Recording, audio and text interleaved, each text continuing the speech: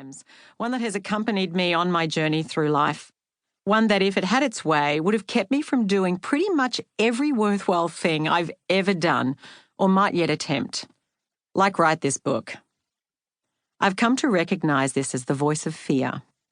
Of course, fear wears a varied wardrobe and appears in many guises.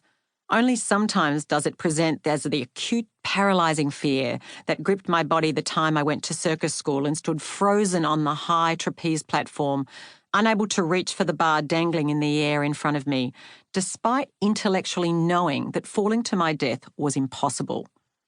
Had it not been for friends below, hands cupped around their mouths, yelling up to me the titles of my books, "Find Your Courage," "Stop Playing Safe," "Train the Brave," I might never have taken the leap. The upside of this experience was confirmation that I'd not missed my calling to run off and join Cirque du Soleil. No, more often fear creeps into our lives in far subtler and more insidious forms, as excuses, judgments, justifications, procrastination, distraction, self-doubt, pride, shyness, busyness, sometimes even as arrogance or righteous indignation, or a sudden and pressing need to go shopping, or drinking, maybe both, but the effect is the same. Fear holds us back. In doing so, it shrinks down how we show up in the world. It narrows our thinking, confines our actions, and keeps us from doing the very things that would help us discover how much more we could actually do.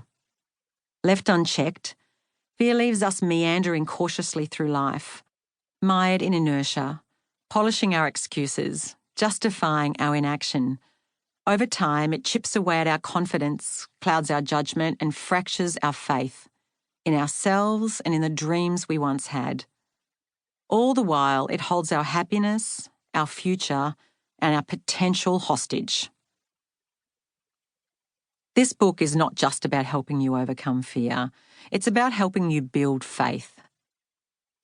Faith in your unique talents and in your ability to pursue the aspirations that light you up and to rise above the challenges that might otherwise pull you down. It's also about grounding you in your innate resourcefulness, resilience, and capacity for life. For all of life, in all its wild, wondrous, and messy glory. Emboldening you to trust in yourself so fully that you don't flinch from pursuing the highest vision for your life because you know that the power within you is greater than any problem outside you.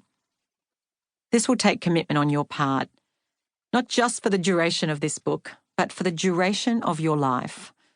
And sorry if you are after a quick fix. This ain't one. After all, your fears aren't something that you can defeat once and be done with, brave forevermore. Because that's not how life works, and that's not what fear does. Fear's wired into your psychological DNA to keep you safe from danger, or at least from what your brain perceives as a potential threat to your sense of security, safety, or status. And let's face it, they aren't hard to find. In today's climate of fear, we are perpetually bombarded with reasons to feel afraid. Criminal violence, trade wars, melting ice caps, rising waters, child predators, human trafficking, extremist militants, cyber attacks, AI domination, pandemics, overpopulation.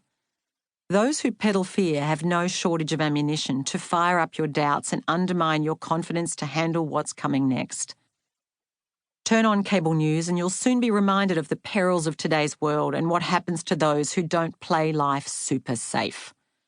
Fear is the most primal and potent emotion which, left unchecked, can swiftly set up residence in our lives and leave us so anxious and cautious that we risk not living fully at all. Since venturing out from the safety of my parents' dairy farm at the age of 18, there have been many times I've second-guessed my ability to handle what might come next. I've had my fair share of heartaches and hardships, struggles and setbacks, a few of which I'll share in this audiobook. All have left me at some point going 9 rounds with my fears, complete with their endless urgings to lower my sights, retreat off that limb, and stick closer to home, where it's more cosy, less perilous. Countless times while raising my 4 children, I felt anxious about an uncertain future as my husband Andrew's work moved us around the world, while I tried to find security from sources outside myself.